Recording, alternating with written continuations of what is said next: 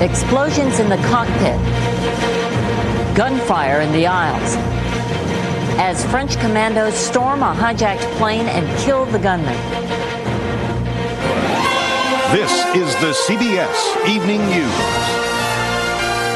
with Dan Rather and Connie Chung. Good evening. Dan is off tonight. 3 days of terror ended today for more than 170 people on an Air France plane. They'd been taken hostage by Muslim radicals in Algiers, but today they were saved in a daring assault by French troops at the airport in Marseille. The 4 hijackers were killed. Earlier, the hijackers had killed 3 passengers. Correspondent Cindy Kennard is on the scene in Marseille. French officials ordered the commando unit assault on the hijacked jetliner as the hostage drama was nearing the end of a 3rd day. Special forces moved in to storm the plane after the hijackers had fired shots at the command post set up in the airport control tower.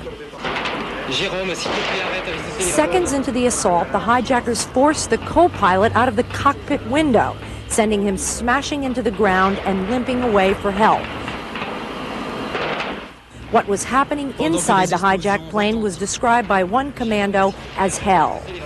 A few passengers managed to get out by airline escape chutes. Others still aboard watched as the hijackers barricaded themselves in the cockpit, opening the door periodically to lob out grenades. One hit a group of commandos, seriously injuring 9 of them, including one who lost his hand. Outside, police used their own explosives to try and force the hijackers out. They were young Islamic fundamentalists, the oldest believed to be just 20. It took 2 attempts before the commandos hit their target, and somehow, either in a rain of gunfire or grenades, the 4 hijackers were killed. Are you pleased the way everything worked out? Well, we have a big satisfaction because it was very dangerous and very difficult. Tonight, these passengers, stunned but not injured, were led away by Air France officials, some to their original destination of Paris, some back home. There is concern tonight, though this chapter ended with relatively little loss of life. Rising tensions between France and Algeria could trigger more incidents like this one. Cindy Kennard, CBS News, Marseille. U.S. relations with North Korea took a turn for the worse tonight over the downing of that U.S. Army helicopter 9 days ago. North Korea's official news agency charged that the flight over its territory was a deliberate act of espionage. It urged the U.S., and I quote, to admit responsibility before it's too late. White House correspondent Rita Braver has more. Rita? Connie, the administration continues to insist that the overflight was just an accident. And Congressman Bill Richardson, who just returned from North Korea, told CBS News a little while ago that the charge of espionage is coming from North Korea's military and is a continuation of a power struggle between the military and the foreign ministry that he witnessed when he was over there, with the foreign ministry more willing to release Hall. President Clinton has now dispatched Deputy Assistant Secretary of State Thomas Hubbard to Pyongyang. The State Department released a statement saying he goes in response to a request from the North Korean government that the United States send a representative to discuss the repatriation of Chief Warrant Officer Bobby Hall. In Florida, Hall's family is still waiting anxiously, but experts on North Korea fear that Bobby Hall may have become a pawn in North Korea's power game. The North Koreans know they have something we desperately want, and they're going to make us run through hoops. They're going to make us into the supplicant, and they're going to make themselves the big power out there, making the United States come to them. The White House is still trying to keep the situation non-confrontational, still trying to find an avenue to resolve the matter and get Hall home. But one source says that the North Korean military is trying to use this incident in order to force the U.S. into a more direct relationship with their country, excluding the South Koreans. And that is just not going to happen, Connie. Rita, are the North Koreans trying to link this current crisis to the dispute over nuclear weapons? Well, there's some in the North Korean military who might like to do that. The U.S. is deliberately not linking it in any official way, although there have been plenty of broad hints about it. And interestingly enough, Tom Hubbard, who's being sent as a special envoy, was the #2 man in negotiating that deal, Connie. All right. Thank you. Rita Braver at the White House. One day after Americans exchanged Christmas gifts, they were back in the stores exchanging Christmas gifts. And if you didn't get exactly what you wanted this year, well, neither did the stores. As correspondent Randall Pinkston reports, the carols are over and shopkeepers are singing the blues. So what was the problem with this gift? As consumers return presents that don't fit or don't work, Do you have the receipt? many apparel retailers discovered a problem of their own making: sales expectations that were too high for this year's Christmas shoppers. They stocked the stores, but unfortunately the consumers did not respond in big enough numbers in order to give them fat bottom lines. People are more concerned with saving, purchasing homes and things like that as they are buying. Many store managers had thought this would be the best holiday shopping season of the decade. But instead of profits of 8 to 10%, analysts say those retailers in the clothing industry will have to settle for 2 to 4%. The biggest losers this holiday season were the discount apparel retailers. Women's apparel just sat there like a pancake that didn't rise. What did rise were sales in the electronics industry. Cash registers were humming as buyers snapped up computers, televisions, audio equipment, and accessories. Sales in general were very strong for us. We were very happy with our results. Home furnishings and housewares also did well. But the best is yet to come for shoppers like Diana Levitt, who now can get almost everything at a bargain. I love sales. I'm a sale person, and after Christmas sales are the most fun of all. But consumers can't buy enough to make up what retailers have already lost in profits this year. All they can do now is hope to move out excess inventory as quickly as possible with big sales and plan better for next year. Randall Pinkston, CBS News, New York. Still ahead on the CBS Evening News, criminals once owned them. Now they can be yours if the price is right. And the wild, wild west, danger on the prowl in California.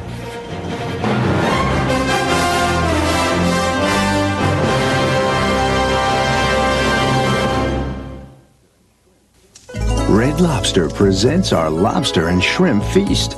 Shrimp cocktail, a luscious lobster tail, lobster and shrimp over pasta, and golden fried shrimp together for a short time at Red Lobster. You ready? Yes. Tell me what you smell. I have no idea. You're really stuffed. Yes. I have a nasal spray I want to give you. Now what do you smell? That's an orange. You got it. Curious about the product? Dristan. Dristan 12-hour nasal spray. Man, I can breathe. Every mother becomes a doctor in her own way. Her medical training starts here. Doctor will be here soon, honey. Where she learns that for fast cough relief, doctors recommend Robitussin more than any other cough medicine. She specializes in house colds. How you feeling, buddy? And always brings Robitussin along. With her Robitussin and her great bedside manner, it's no wonder she has a thriving family practice. Robitussin, recommended by Dr. Mom. Which Robitussin is right for you? Ask your doctor or pharmacist. Northern Californians trying to rest up from Christmas were jolted awake today by a moderate earthquake centered in the ocean near Eureka. The quake measured 5.3 on the Richter scale. It broke some windows and downed some power lines, but there was no serious damage. A lot of American cities and towns have been shaken up by what's happening to their airline service. Some carriers are cutting back on service to save money.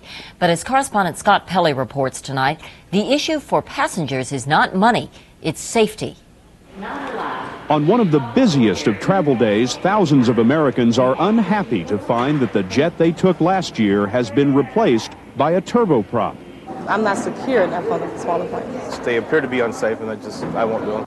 With 2 commuter crashes in 2 months, public anxiety is high at the very time turboprops are taking over hundreds of routes. In fact, many small cities are losing their jets entirely. Smaller turboprops are the wave of the future because that's the way airlines can make money. In some communities, there just aren't enough people to support larger jet aircraft. American Airlines alone has stopped flying jets to 60 cities.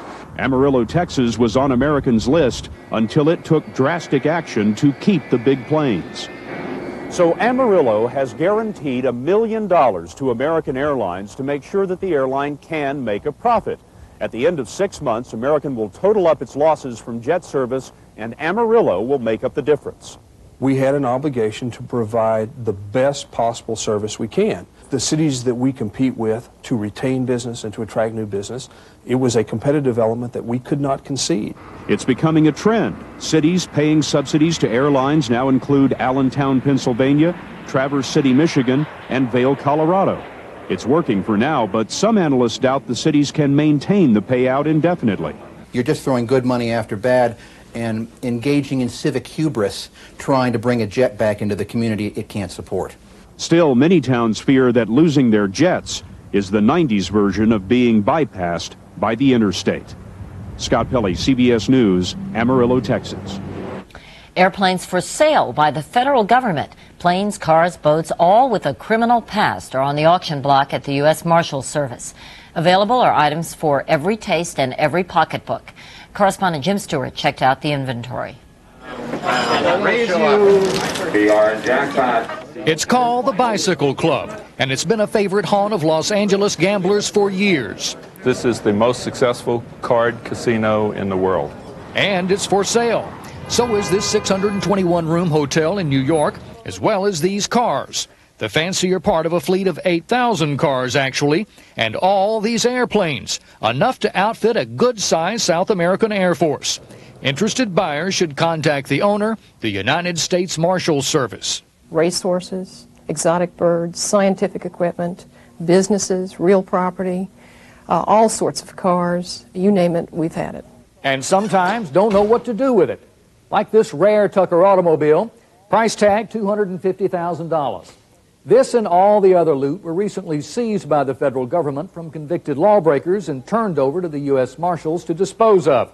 And they'd like to turn a profit. It worked when they unloaded their part ownership of this Puerto Rican baseball team. Damn it, don't cuss on Christmas. And again when the Marshals sold their shares in the hit Broadway play A Tuna Christmas. Even this thoroughbred racehorse turned out to be a good investment, although not the kind the Marshals say they ever want again. You don't want exotic animals, because if you have to feed it, it's going to cost you a lot of money. And if you have to clean it, like they did the Chinese smuggler ship Golden Venture, you can lose money. The same may be true for Spy Aldrich Ames' home, which still hasn't sold. That's why they keep close tabs on profits at the Bicycle Club. And I think even the gamblers feel a certain degree of comfort and security that the law enforcement is there. There to watch over an investment that famous old gambler turned marshal Wyatt Earp would surely have approved of. Jim Stewart, CBS News, Washington.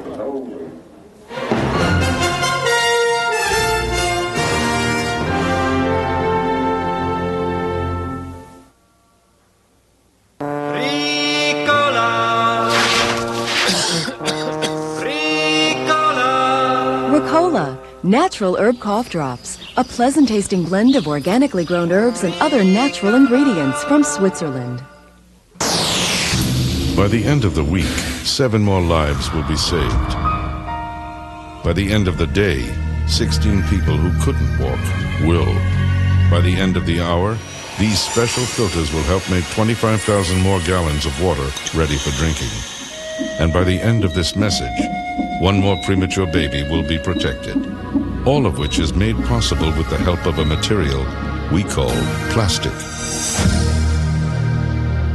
I love working in the theater, and despite the arthritis that runs in my family, I plan to keep right on working. The Arthritis Foundation is working too, to find a cure. But until they do, they've helped to create new Arthritis Foundation pain relievers. For pain relief we can count on, from nighttime discomfort to the pain of inflammation. And part of our purchase price goes to research, so we're helping others as we help ourselves. New Arthritis Foundation pain relievers, for pain relief you can count on.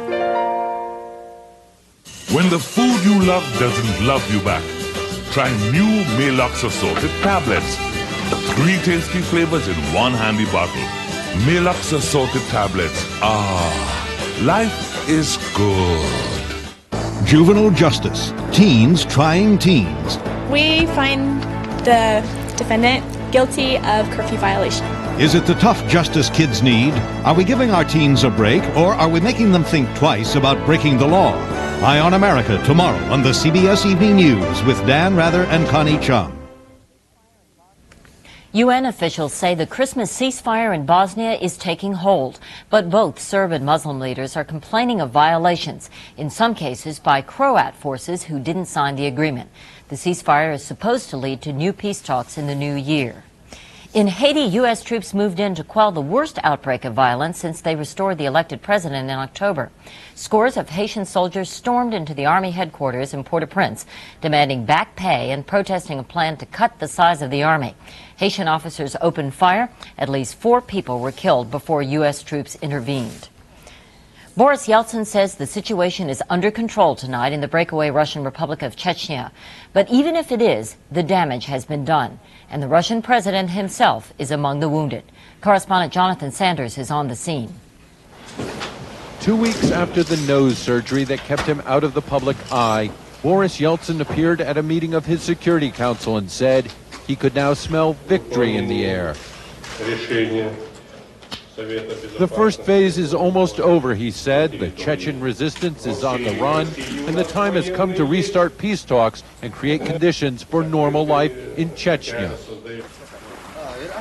The hospitals are full, however, filled with the burned and broken civilians who could not find shelter from the Russian wrath.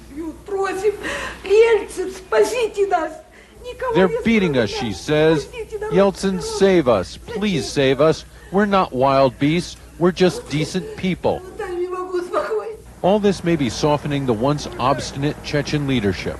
President Dudayev's representatives have announced their readiness to talk settlement with the Russians, even while reports say their supposedly defeated forces continue to fight. Even if the Russian army wins the battle, many observers in Moscow say President Yeltsin has already lost this war. He is finished. And he is finished in the eyes of thousands and thousands and millions of Russians, including the military and security people who see this violation of human rights going on in the Chechen Republic. Tomorrow night, Boris Yeltsin is scheduled to take his case to the Russian people. But many wonder if a president, once seen as a magical politician, can make all the doubts and disgust disappear.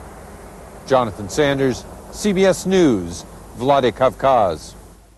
Coming up next, Eye on America. Tonight, a lesson in how blessed it is to give the gift of life.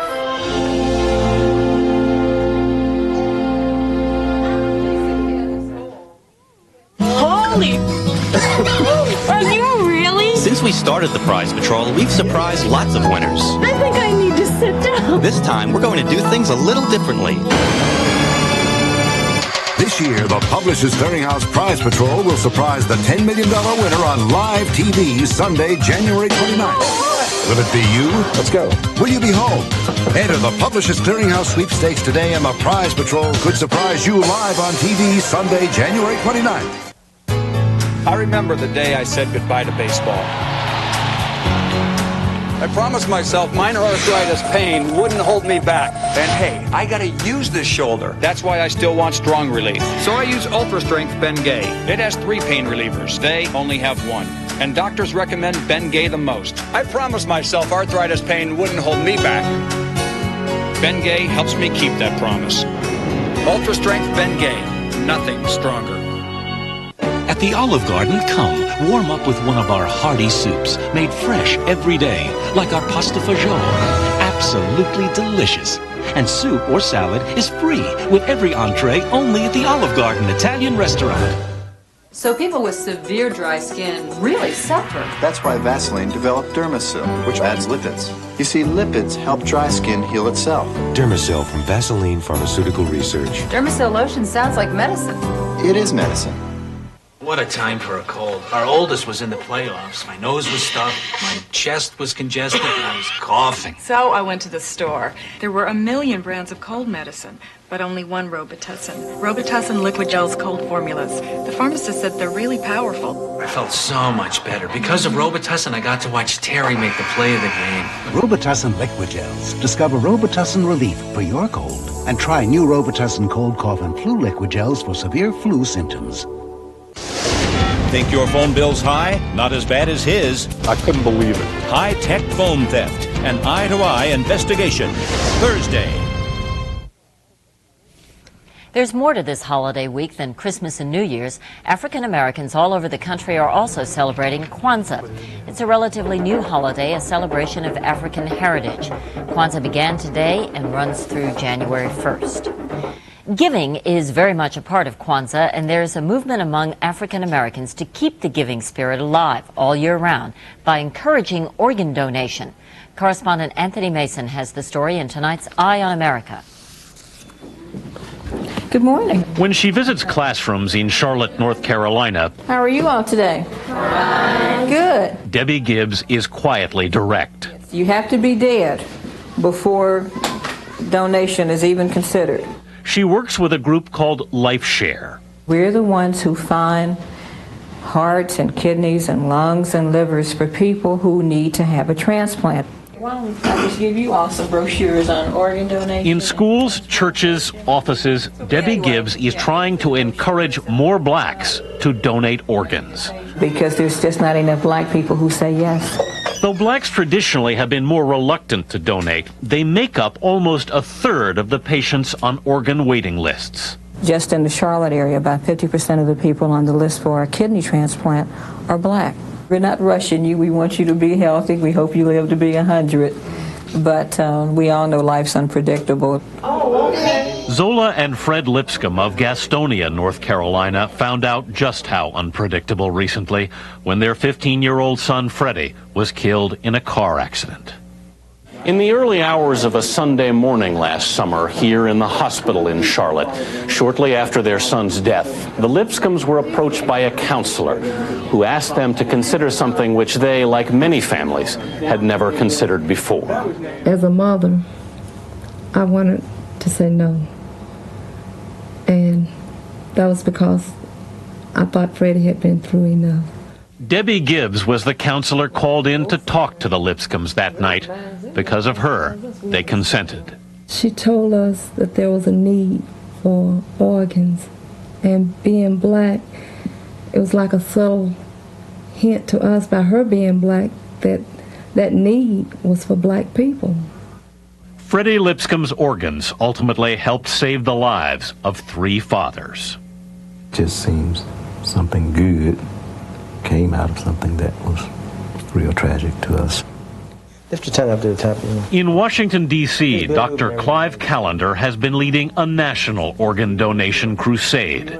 The chief of transplant surgery at Howard University Hospital, Dr. Callender has found that blacks' reluctance to donate has been due in part to religious myths and misperceptions, concerns that in that great getting up morning that you go to the pearly gates that St. Peter will say, no kidney, no entrance, or one kidney, one wing. So Dr. Callender founded the Minority Organ Transplant Education Program. We need you to help save lives, which has helped quadruple the black consent rate in the past decade. But blacks are more prone to kidney and liver disease. In these cases, a close donor match is important, so race matters. Every day there are 8 people who die waiting for organs? Yes. And of those, 3 yes. are going to be African Americans? Yes. And that's why it is imperative for us as African Americans to recognize that what we're doing to help each other will help every man. Whenever I have sad feelings about Freddie, I think about those 3 men that have families of their own. I feel good. Fred and Zola Lipscomb never asked to meet the 3 fathers who received Freddie's organs. Knowing they are alive is enough. In Gastonia, North Carolina, I'm Anthony Mason for Eye on America.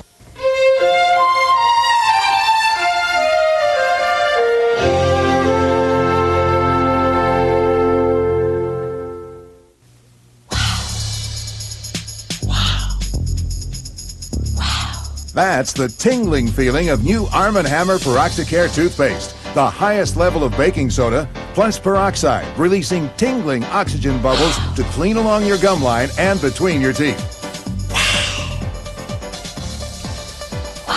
New Arm & Hammer Peroxicare. Experience the tingling feeling of dentist clean every time you brush. My sister wonders why she still has gas after taking her Tums. Hello? Tums don't work on pressure and bloating. Mylanta Gas Relief does. Mylanta Gas has the best and only medicine for gas relief. Think she heard me? Who wants to think about light bladder protection all the time? I don't, because I found Serenity pads with Dry Layer Plus. They stay drier than ordinary maxi pads, so I feel drier. Look, it's no big deal. Get Serenity and get on with it. What's new, Ed? There's going to be a new $10 million winner at American Family next month.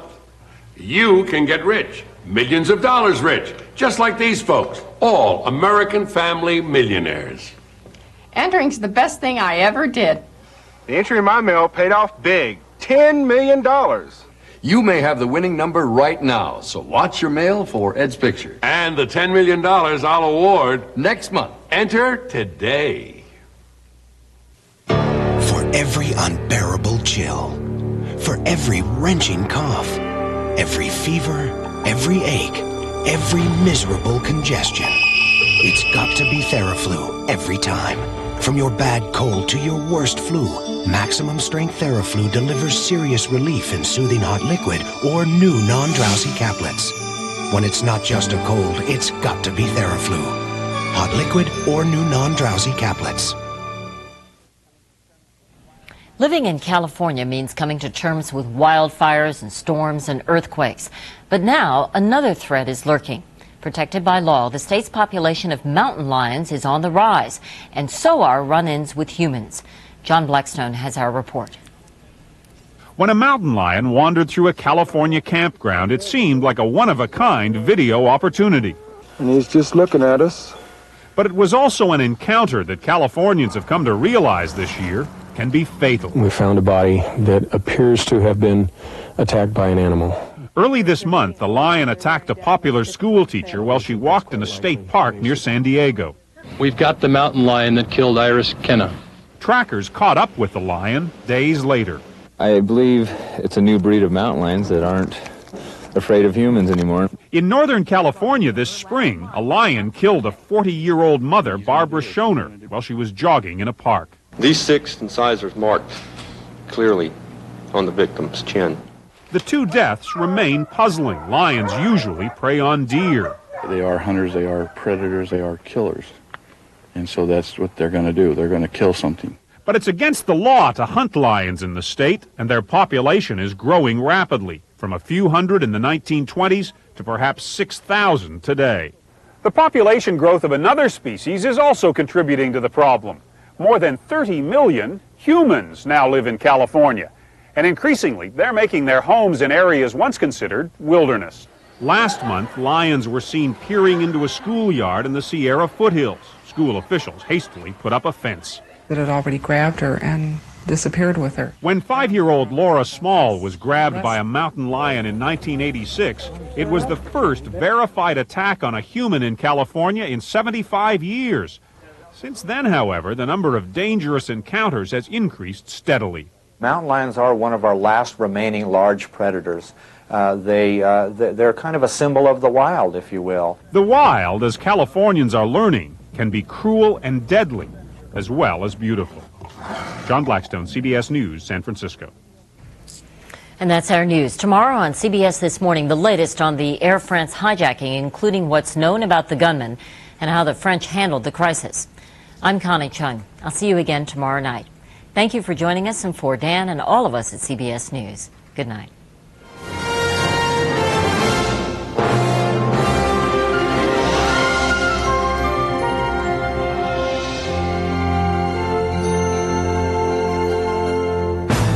Experience CBS News. Juvenile justice. Teens trying teens.